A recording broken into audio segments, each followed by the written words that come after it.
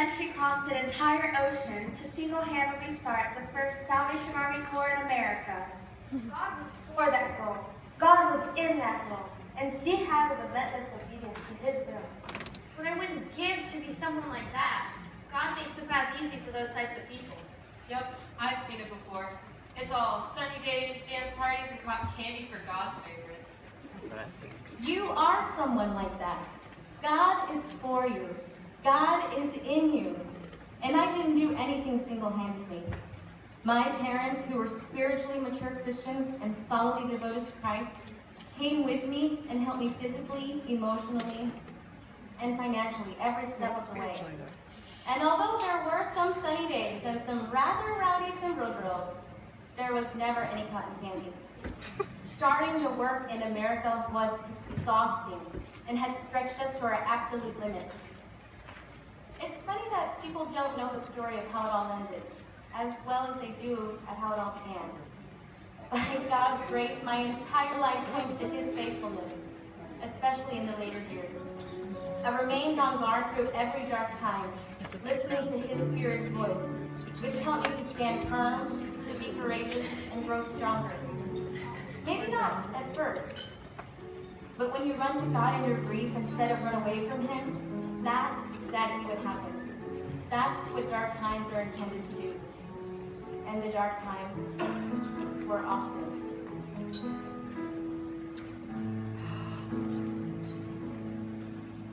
Through it all, my eyes are on you. Through it all is well. Through it all, my eyes are on you, and it is well with me.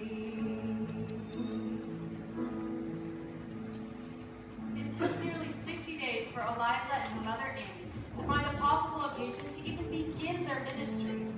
60 days of walking, from dawn until dusk, through the unfamiliar streets of a city filled with danger and poverty. The only thing that kept them going was the constant encouragement from Amos, Eliza's father, and the prayers he would pray over the women every night. Until one evening, Eliza, absolutely not. It looks like it should be condemned. They can't rent a condemned building, right? I mean, the sign says $600 a year with $50 a month extra for steamed heat. We don't need steamed heat. We have the Holy Spirit. Oh, look.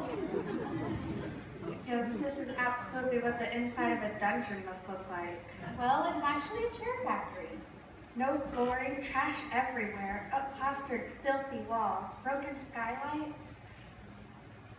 Well, Jesus was born in a barn, and what a beautiful place for the Salvation Army to begin. Excuse me, are you renting this facility? My wife is. Someone interested in renting it? We are. And what exactly do you want it for? The Salvation Army. Whoa, fall back. A bit excited, are we? So, suppose the place is rented to you. Who's going to be responsible for the rent? We are. And who's going to do the preaching? We are. Ooh, you must be lying. Don't worry. If this is the case, I don't think she'll let you rent it at any price. Well, don't make up your mind right now. We'll just come back tomorrow. Sure, I can laugh in your face again tomorrow. Come, Eliza. Nobody talks to my daughter like that. If this is the place God told you he wants, then we'll take it up with him. Let's go pray. when they returned to the factory the following day, things had changed completely. The owners were welcoming and agreed to rent it out at half the rent, $300 a year with no deposit in advance. Then came time for the restoration and refurbishment of the entire factory, draining the family physically and financially. After throwing away the trash, whitewashing the walls, and spreading sawdust on the floor, Amos built a primitive wood platform. They couldn't fix the broken skylights, so they prayed that it wouldn't rain during the meeting. Only one thing was missing: seats. How ironic that the one thing that we can't seem to muster in a chair factory are the chairs. Well, honey, we've prayed, and now it's time to watch God show up and show off. You're right, Dad. I'm gonna go and help Mom. Okay.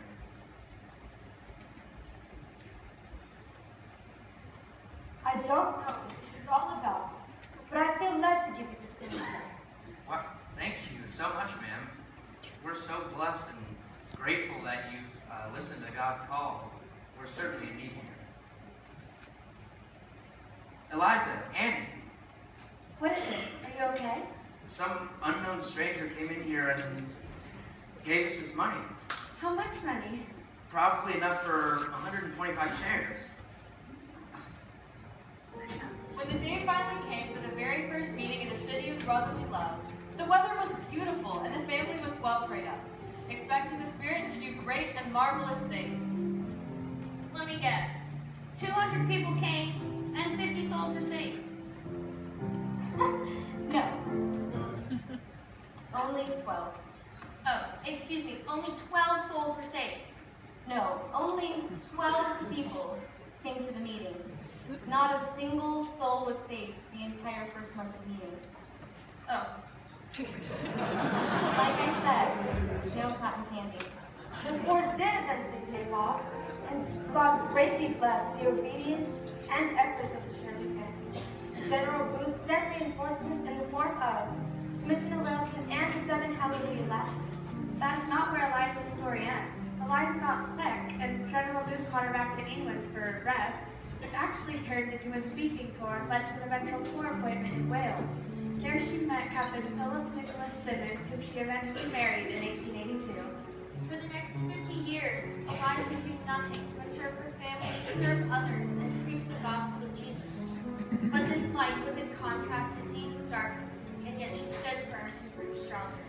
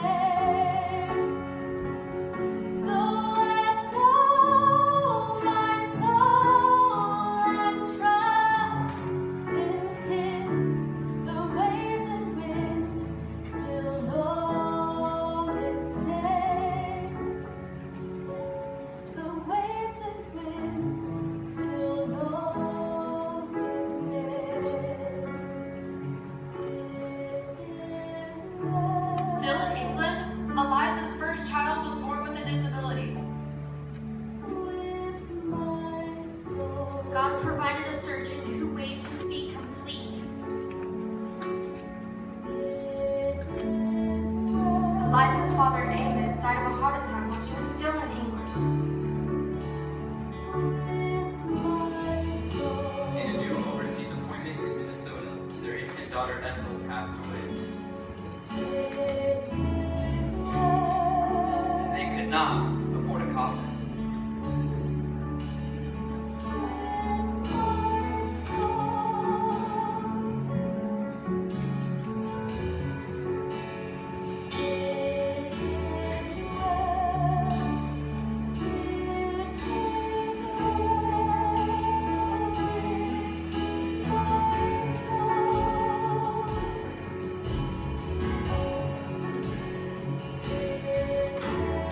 Eliza's mother died at only 52.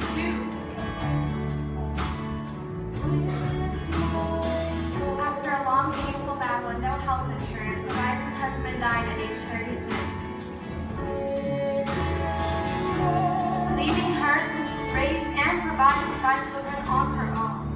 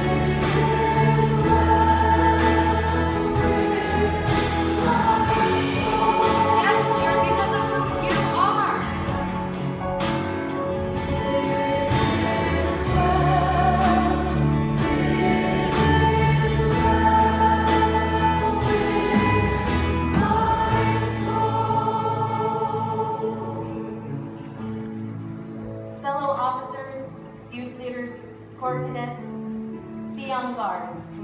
It may get rough. Witness anyway. You may face opposition in dark times. Pray harder. There will be pain, as Jesus warned us, but stand firm and press on for the crowns in heaven that await you. Be courageous. Be strong. Through it all, be relentless. And keep your eyes on Him.